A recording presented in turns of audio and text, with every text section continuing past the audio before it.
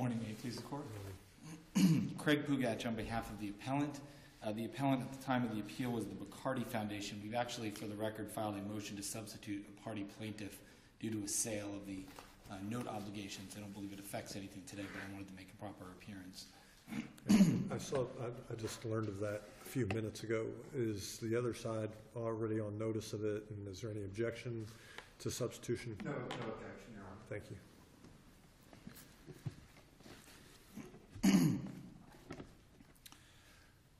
May I proceed? Please. Thank you. I would like to reserve 7 minutes for rebuttal, if you please. How about if we reserve 5?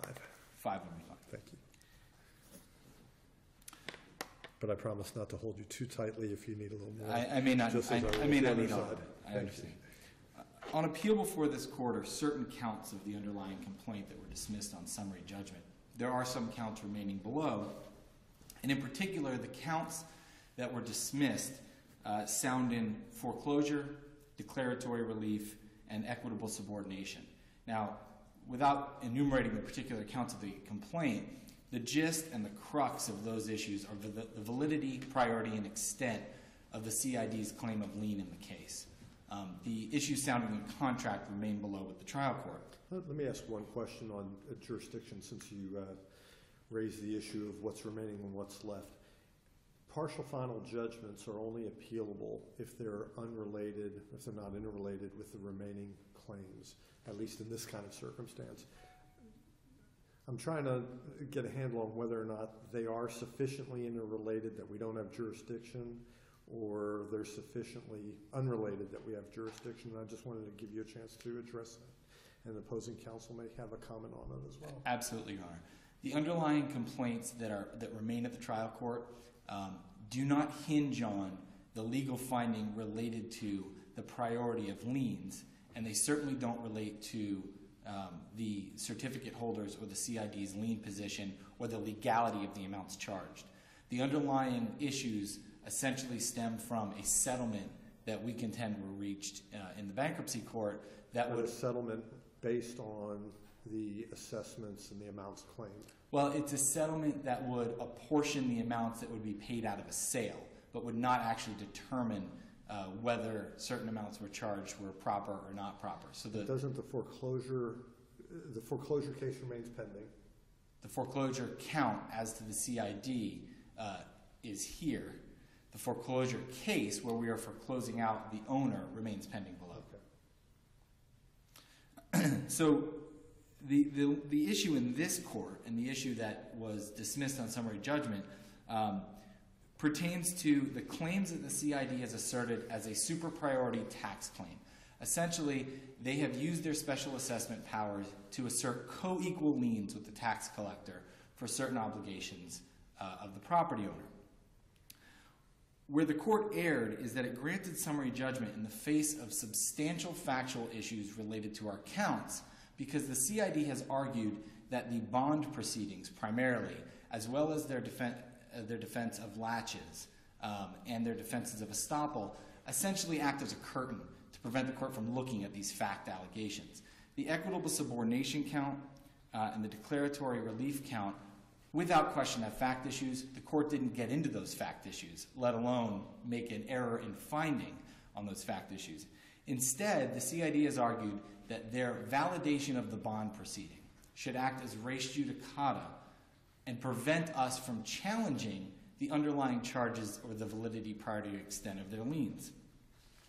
And in particular, they've argued this on both an estoppel basis and a res judicata basis. Is it your position that anyone who subsequently acquires a parcel such as this is entitled to go back and challenge the assessment mechanism that was used? It's a mixed answer to that question. We are saying that they can challenge the assessment mechanism in the sense of saying that they are asserting an improper and illegal charge on the property as a tax. What we are not saying they can do, and this is where I think the CID either confuses our argument or attempts to, as I said, use a curtain to prevent us from arguing this, is that we're not saying that they can challenge the bond proceeding. We're not trying to unwind what happened before. What we are saying, as we would either be as a property owner or in this case, it's even more important to consider our posture as a mortgage holder, because we're not the person in standing to go to the CID and challenge these at the time that the assessment's made. Our standing doesn't come into play until such time as there's a default and we become able to enforce our rights through a circuit court proceeding. To go back to my question, and I want to use it as a hypothetical rather than this particular situation. If you have a planned unit development of 500 units, and there's a mortgage on one of the units, and everything is going along swimmingly for 20 of the 30 years of the mortgage, and there's a default, and some taxes and assessments haven't been paid, but you haven't really pursued that. But ultimately, you've got to pursue a foreclosure in the 20th year. Can you go back and challenge the methodology that led to the unpaid assessments for the last 4 or 5 years? Our position is yes, Your Honor, you can. And that's how does that impact all the other unit owners who, I think in theory at least, would have to, 15, 20 years after the fact, have to get a recalculation of their own assessments, potentially to make up for the overcharge to your situation? The difference is that those unit owners, either by affirmative assent or by waiver of their rights, can't go back and do that. We're not the police here. We're not asking this for everybody. What we're saying is the first opportunity that we had to challenge these assessments is when we have a default and we can come in and enforce our rights under the mortgage. We didn't waive our rights. We didn't agree. But we didn't vote for the why are you not sort of standing in the shoes of the owner, anybody that's predecessor to you, or the owner who, when they acquire the property, they know these assessments are potentially there? Why are you not bound by their failure to object? Well, because it's a different party. We haven't subrogated our rights to that of a unit owner. We haven't purchased from a unit owner. We haven't done anything to take their position as a successor. You're lending on the unit owner's interest, correct? In the foreclosure? I'm sorry, I didn't hear you. Your position is that of a lender. Yes, sir. So you have lent on their ownership interest in this development. That's correct. So why are you not subject to whatever they were subject to? You acquire the interest based on what's in the public records. You know there's a possibility of assessments. I don't recall now if there were any outstanding ones. I don't think there were. But you stand in the shoes. You have knowledge at that point. If you wanted to. I'm not saying you have actual knowledge, but you're on constructive notice that there are assessment mechanisms that are on this property. And if you make the loan, why are you not subject to those assessments, or you choose not to make the loan because the risk is too high? Because we have the right to rely on the fact that those assessments that are in place as a record or as a matter of law will be implemented in the legal and appropriate way by the community district. So we absolutely are bound by the notion that the CDD was developed, it was recorded, it has lien rights, it has assessment rights. Our issue, and this is really the statutory issue as opposed to the equitable subordination issues. I want to split those two. Our issue is that they took charges that should have been collected through the invoicing and levy mechanism, which would have been subordinate to our interest. And instead, they used the tax mechanism in order to collect on those charges. So we absolutely are bound by the notion of what you said. We knew when we were getting into this deal that they could levy and assess pursuant to the taxing authority, and we know that the taxing authority can put ad valorem on the property. What we didn't anticipate, and what we shouldn't have to anticipate, is that they will use that improperly and include charges to prime our lien that shouldn't be there. And that perhaps is a segue to the part of the argument related to the statutory procedure. The statutory procedure that I'm referring to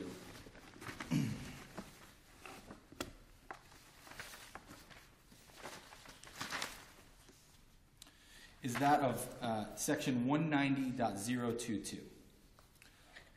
190.022 says that the board may levy special assessments for the construction, reconstruction, acquisition, or maintenance of district facilities.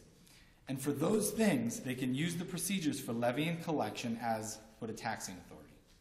Those are the only items listed in that particular statute. The broader statute, which allows the CID to assess, includes assessments related to operations operations and usage.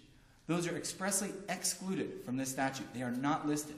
Because what the legislator has done is said, we are going to give them special lien powers, like a taxing authority, but we're only going to do it for certain things. We're going to do it for those things that we think should prime and should serve like taxes.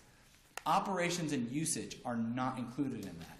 And in this case, what our expert has provided and what the facts that we've alleged and what was before the circuit court are that they are including usage and operation charges in their taxing authority, or in their taxing assessments. What that essentially has... Which expert are you referring to? This is Frederick Bloscher is our expert, Your Honor. I have a record site.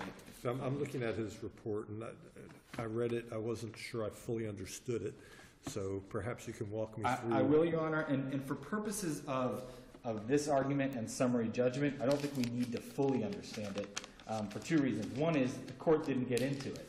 The court didn't get into the issues that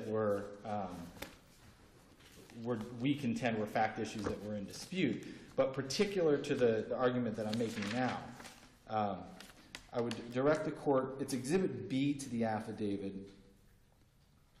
It appears a number of times, but Exhibit B to the affidavit, about a quarter of the way down the page, right before the chart, is where the expert first talks about the cost of operations that are included in the assessments. If you go to the next page, second paragraph down, it speaks of the user fees, that they barely collect the cost of the billing and collection fees. The cost of operators, and then it goes through what those costs are included in the assessment costs charged each parcel of the land based on ERUs. Essentially what the gist of this expert report provides is that this CID doesn't charge for water. What it charges is a very de minimis charge. It doesn't charge user fees. Your expert in his summary report, which is just before those exhibits, concludes in the next to last paragraph, as a result, the assessment with respect to benefit received may not be appropriate. That seems to me to be somewhat of a qualified answer. So is there anything else in his summary where he says this is absolutely wrong? And I know he talks about different assessments and charges and whatnot, but again, I'm unclear as to the specifics of where he says, here's the fact issue that remains. Is it enough to say, well, it may be wrong, but I'm not really sure? Your Honor, I don't believe it's even in dispute that usage and operations are charged by the CID. The issue is the CID contends that's perfectly appropriate under the statute. I'm not dodging the question, but I want to make a little bit of a distinction on the issue on the summary you just made, which is that the issue of special benefit, where he says it may not be appropriate, that applies to the bigger picture. It's really a two-step process the CID has to do. Number one, can they assess for this? Can they use a special assessment? And if they find that there's a special benefit, then they can assess for it. We don't dispute that they can assess for it. The second part is, how do we collect it? And it's in that second part of how do we collect it that the issue lies. So where he says it may not be appropriate on the special benefit, he's talking about factor number one. Where he speaks about the actual cost and operation charges. The other side is contending that it absolutely is appropriately, I'll use the word taxable, as a special benefit. Correct. And where is the contention on your side, or the evidence on your side, to establish that it's not, or at least to create the genuine issue of fact as to which category it should fall within? Our expert, and this was where I was on the Exhibit B related to the report, and it's a number of times in the expert report, but beginning on Exhibit B, he outlines the user fees and collection and cost of operation, which dwarf the amount that is not collected as part of the special, or as part of the tax. In other words, the cost of operation and user fees so far exceeds the amount that they actually collect on the non-tax basis that there's frankly no other conclusion, and that's why I said I don't believe it's even in dispute that they challenge that. The issue is really, I think, one of law. Counsel, you're at 15 minutes. I just want you to be aware of your time. Okay, Your Honor. I'll proceed a little bit more because I want to touch on the other claims. In particular, the issue of the bond proceeding, I contend, is a red herring. The case that is cited by the Appellate, and specifically the case of Murphy v. City of Port St. Lucie. This is a Florida Supreme Court case. It's at 666 Southern 2nd 879. This case outlines that the bond validation proceeding is to establish the validity of the issuance of the securities, the ability to borrow on the bond. The implementation and the use related to how they take that money and use that money is a collateral issue which is not appropriate for appeal on the actual bond proceeding itself. In other words, that is an issue that is not litigated in the bond proceeding. If we go back further in time, that is a 1995 case, the Florida Supreme Court in Gainesville v. State, which is at 366 Southern 2nd 1164, explains the exact same thing. And in this case, it even deals with the question Your Honor asked first. If any charge or class of charges imposed by the city were declared by a court of competent jurisdiction to later be illegal, the city would simply have to change its methods of raising the covenanted revenue, as, for example, by an across-the-board rate increase. We agree with the city's position and with its reasoning, and then the court rules that that issue, the legality of how they charge and collect to pay back the bond, is not litigated in the bond proceeding. If I have any time left, I would like to reserve some for rebuttal, but I will conclude on that point, Your Honor. You'll have 4 minutes. Thank you, Counsel.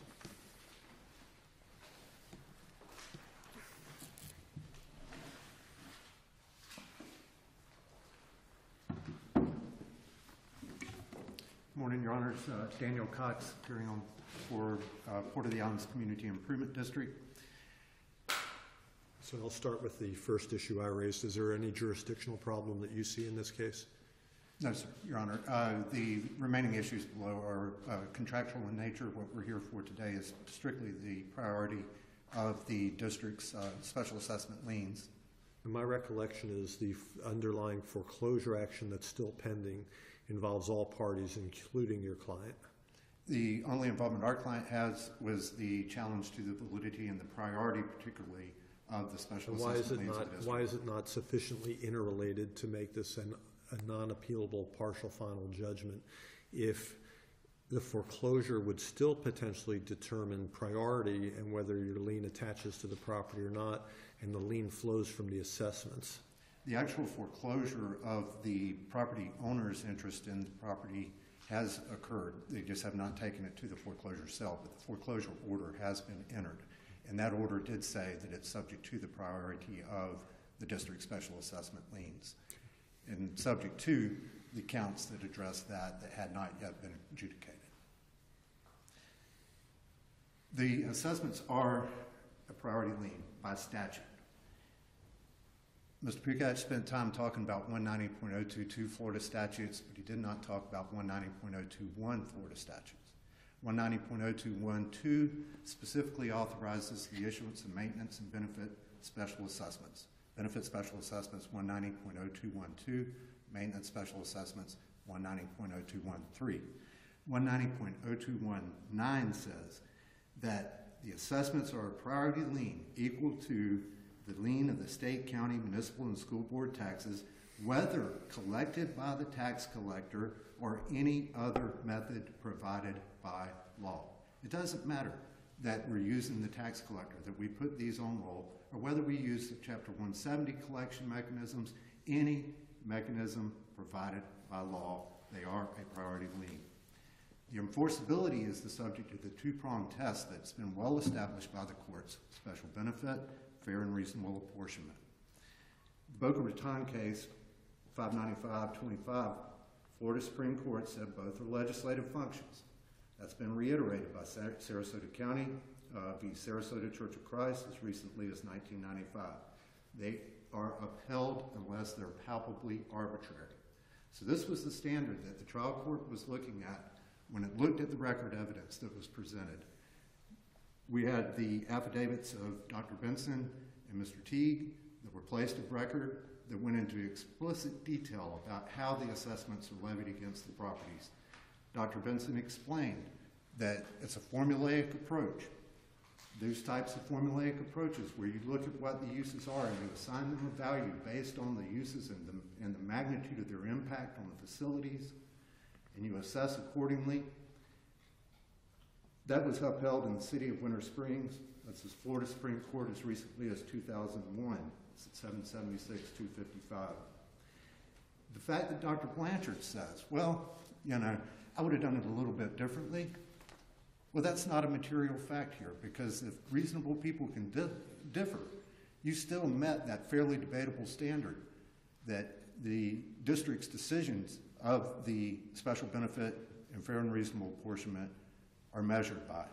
But if there is a disagreement, why is that not a fact determination for the trial court as to whether, in fact, your client's approach was reasonable and appropriate versus what the other side is contending was reasonable and appropriate? The reasonable and people can disagree, and so why is it not a factual question? But the factual question is, does the district do it in a way that's fair and reasonable? That formulaic approach that Dr. Benson talked about. We have two hotels within the boundaries of the district. One's on the north side, one's down on the south side. We use the same values per variable: hotel room, lounge seat, restaurant seat, dormitory usage for the employee housing. Use the same values per variable.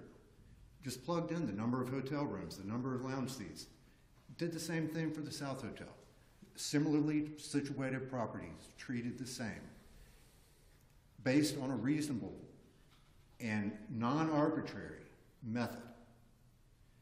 It does not then become a material fact that somebody else would have done it a little differently. The question is it arbitrary? No, it's not.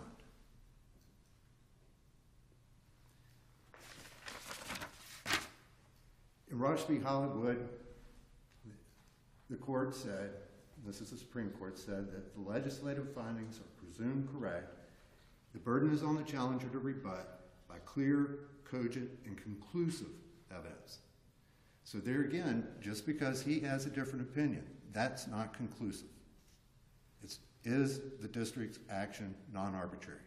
It is non-arbitrary. Well, what would it have taken for the appellant to create what you would suggest would be a genuine issue of fact? What did his expert have to do differently that you're submitting he didn't do? I don't believe that there is anything that could be done at this point, because this had been of record and established since 1993. It was when the latest amendment to the apportionment methodology was done. The district has not changed what it's been doing since that time. And to show that that is unreasonable, they would have to show that the district acted arbitrarily. And they could not show that the district acted arbitrarily because the district acted based on a formula that was equally applied to all similarly situated properties. I don't believe they could put anything in the record that would show that that was arbitrary. And that's what they would have to show. Well, again, going to a hypothetical scenario, what would an expert ever be able to put in to show that there's a genuine issue of fact remaining? Would the expert have to say, well, it was applied disproportionately and here's what shows it's disproportionately? Or can the expert simply say, we're being charged for certain things that don't benefit our property, here's why, and therefore it's unfair as to my client? I believe that yes, that if they could show that there was some disproportionate application of the methodology, the impacts may be a little bit different because one property owner may not be operating their business as well as the other property owners. So the impacts may be a little harsher on them because they don't have the revenue. But the application is the same. If they could show a disproportionate application of the methodology, well, you charged us 0.5 ERCs for a hotel room, but you only charged them 0.4 ERCs for a hotel room. Something along that lines. But that did not exist in this case, as evidenced by Dr. Benson's testimony, affidavit testimony, that the same values per variable were applied to both North and South Hotel.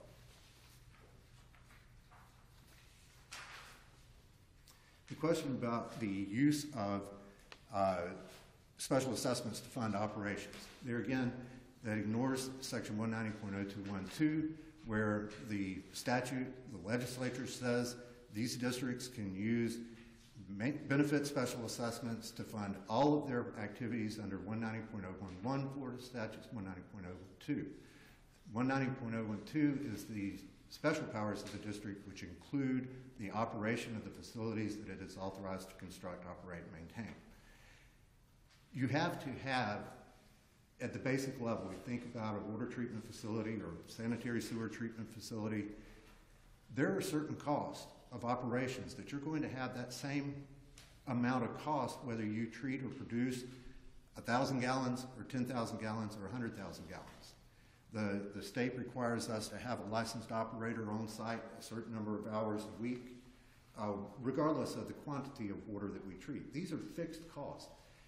That facility that provides the special benefit, if you're not covering those fixed costs of operations, which are absolutely necessary for that facility to be available to the property owner to use when it needs to, then you haven't provided the special benefit. So by its nature, those fixed costs of operations are also providing that special benefit that the facility is there to provide.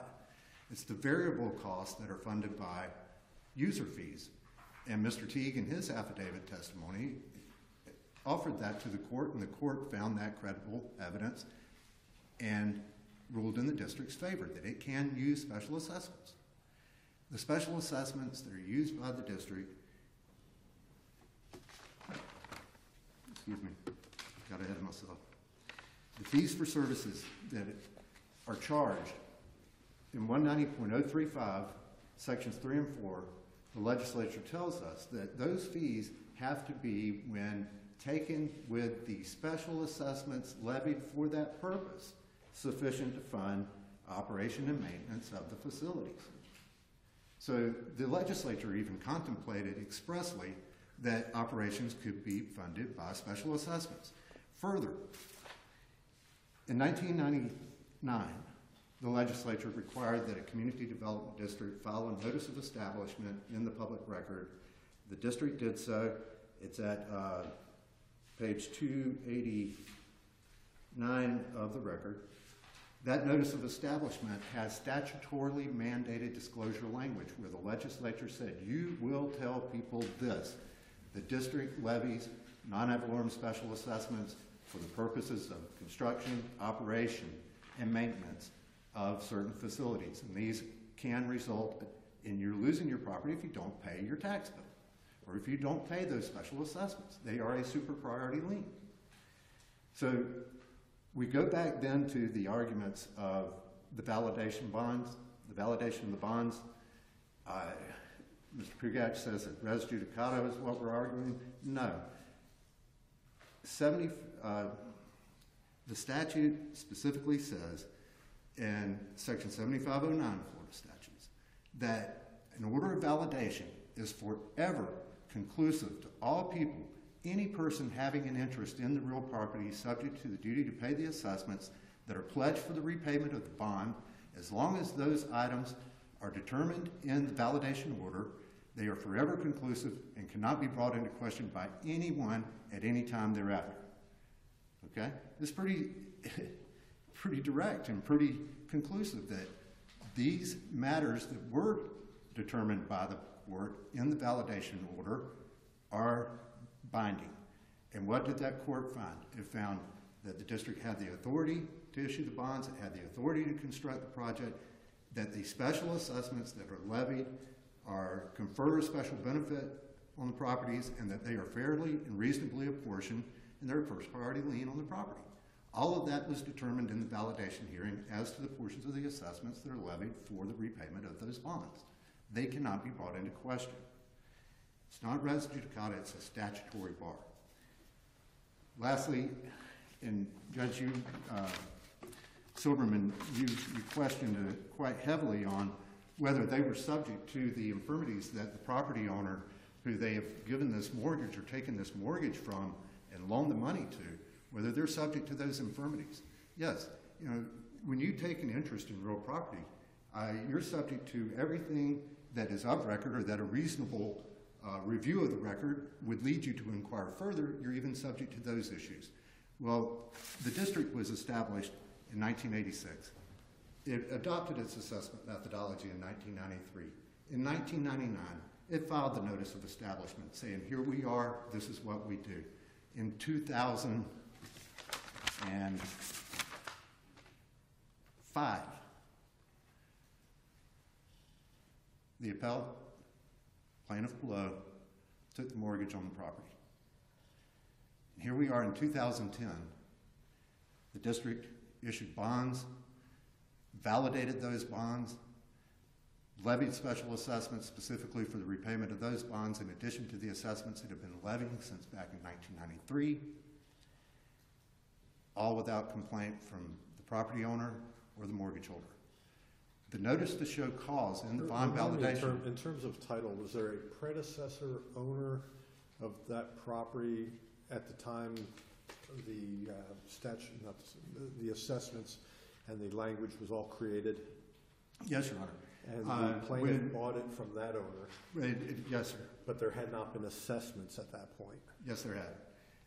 The district was established in 1986, and when you petition to establish a district, you have to have the affirmative consent of 100% of the property owner subject to that district. Okay, so that was contained in the ordinance that established the district on that property is recognition that they had received the petition from 100% of the property owners. Okay, so from that point, in 1990, the district issued its first capital improvement revenue bonds, special assessment revenue bonds. Assessments were levied beginning in 1990.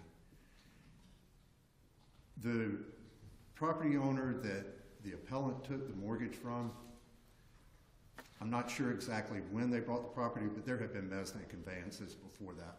There have been several people that had owned the property as have been subject to these assessments. This property. Is it your position that when the assessments were first imposed, if there was to be a challenge, it had to be brought at that time and only at that time? Or if there were subsequent owners during the appropriate statute of limitations, could they bring it? The district every year adopts a budget. And every year it imposes the special assessments and user fee revenue streams that are going to fund that budget. Under Chapter 170, a person can seek circuit court review of those decisions. But it's never been done. But not the methodology. Right, but it's never been done. It's never been done. Only when we get to this foreclosure where they're saying all of a sudden, hey, here's some liens that are prior to my mortgage, and I'm going to have to pay them if I'm going to get clear title to this property, do they decide to challenge the assessments? We've got 8 years of outstanding special assessments represented by tax certificates which have either been sold or stricken off to Collier County. 8 years of outstanding taxes and assessments that have not been paid by the property owner who gave them the mortgage. The mortgage says that you're going to keep these taxes current. Well, if the first couple of years he didn't pay these taxes and the assessments were accruing, they should have sent in and exercised their rights under their mortgage to force the property owner to pay the assessments or challenge it then. Don't let 8 years worth of assessments accrue and then come out and say, well, no, we want to challenge this now. That's so fundamentally unfair. And your question about how that impacts the other property owners in the district, fundamentally unfair that they would be paying their assessments without complaint for all of those years. And then we would have to go back and take that revenue stream, $700,000 worth of outstanding assessments that we haven't been able to collect because of bankruptcy and now this proceeding, and reapportion that among all the other property owners who have paid. Fundamentally unfair. They seek an equitable subordination of our lien. Well, you first have to have clean hands to pray for equity. Where's the equity in this?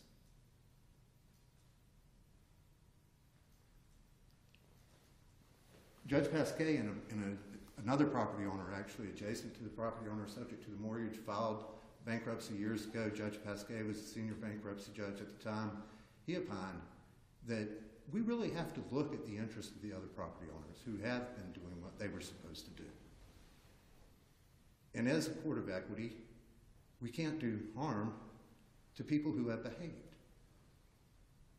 To favor someone who hasn't exercised their legal rights under the mortgage and now is asking for equity. Lastly, the notice by publication of the order to show cause clearly states that all persons with any interest in the property were to respond to that order to show cause, appear before the court at the validation hearing, and say why the bonds and the assessments should not have been validated. Nobody showed up to do so. They then go back to the circuit court 4 years later and say, we'd like you to review this decision of your sister circuit court that was made 4 years ago. Well, the time for appeal has expired. They had not shown up to argue at the order to show cause. There had been no appeal filed. And that circuit court recognized that it did not have the authority to review that final judgment in the validation hearing. And there, I would argue, you do not have jurisdiction to review that question because jurisdiction to review a validation order lies with the Supreme Court, and it must be made within the appropriate time after entry of the order, neither of which were done. Thank you.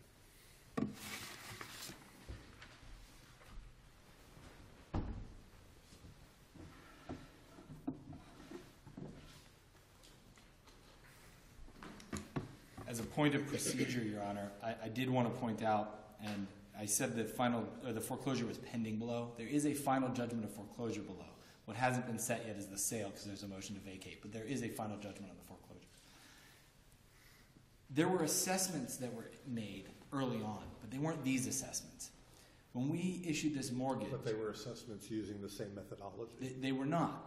The methodology that was later changed that added hundreds of thousands of dollars of debt to these properties. We're not talking about a little bit of taxes. This is $100,000 plus per year that's assessed on this property and other situated properties.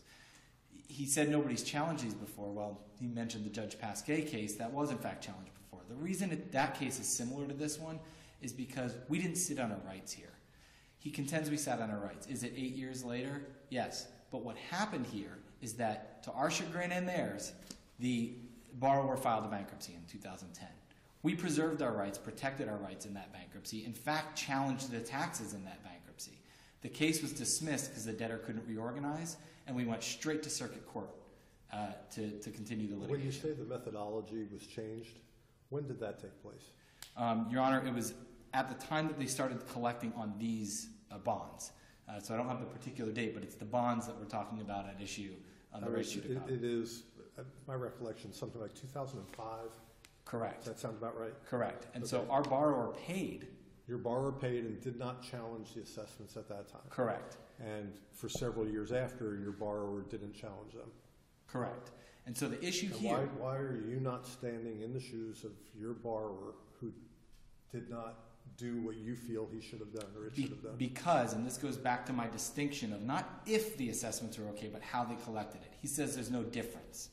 And this answers your question directly. There's a big difference. The difference is, had they collected them through the levy procedure, they would have filed a foreclosure to enforce their lien, which would have named us as a party, and we could have defended and we could have enforced our rights to challenge the validity of the charges, the amount of the charges, and the prejudice to us in that proceeding. Instead, the difference is they use the tax process and certificates are issued, they're paid in full, and we have no remedy. And so they say, well, we should have come in to challenge it. Where? They're telling us we can't come to circuit court to challenge it now in connection with our foreclosure to determine the relative lien priorities. They're telling us we couldn't have come in before because we weren't the owner of the property. So where are we protected? We're protected because the legislator said for the bulk of these charges, you have to go through the process that lists everybody in the foreclosure. They may have been ahead of us. Let me see if I can make an analogy, and maybe you can help me with this. If it's a commercial property or a residential property, and the county every year assesses taxes, and the owner pays them every year, But then there's a point in time where the owner's business is failing, or the residents, the homeowner, they're out of work. And so they go for a period of 2, 3, 4 years without paying the taxes. And then a foreclosure for the tax lien is instituted. And your client is named. And your client says, whoa, they've been charging way too much in taxes for the past several years. And we don't have any incentive to challenge them because they were being paid by our customer, the owner. But now we're going to go back and try and challenge those taxes. Can you do that? You can't do it with respect to ad valorem taxes because the process is different, because the certificates are issued, they're paid, and it's done at that point. You're essentially bound by the inaction of your client in that situation. In the situation of a taxing authority, that's correct. And so when the legislature said, we're going to give a CID those same special powers that are normally reserved for municipalities and cities, that we're going to limit that to make sure that, as I said before... But why aren't you bound by that same principle that if your client never felt aggrieved enough to challenge it, how does the mortgage holder years later get... And I understand this goes to the heart of the case, and you've really argued it at some length in the briefs and again today, but I'm personally just struggling with that. Because a mortgage holder can't go back and challenge the methodology of assessments by the city or county taxing authority years later. Correct. And this seems to be created statutorily in a similar vein. I agree with you, and that's why I keep making that distinction, because it's created statutorily in a similar vein for certain types of charges. And so when I know I've asked a couple of questions. Take about a minute and wrap up. Okay.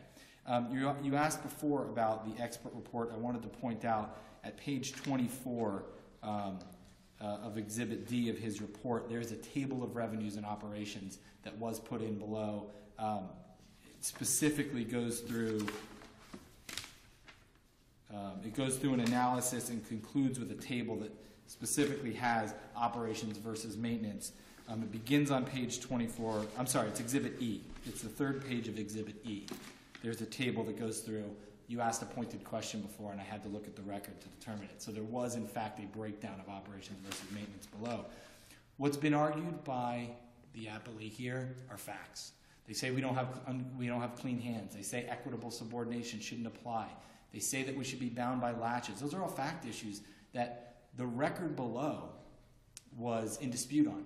The experts were in dispute as to the operations versus maintenance, and no court has made a legal determination as to where these charges apply. Had the court below made a legal finding and said they're appropriately allowed to collect it, we'd be here on a different appeal. We'd be on the appeal of a legal issue, but we're not. The court below didn't even get into those fact allegations and essentially dismissed the counts on summary judgment without dealing with the disputed issues. And with that, Your Honor, I would simply close by pointing the court again to the Murphy case that I cited earlier, which says that the bond proceeding does not determine these types of issues. Thank you. Very good. Thank you, counsel. That concludes the docket for this session. We'll argue it on an interesting case that we don't often see many of. So thank you, and we'll adjourn.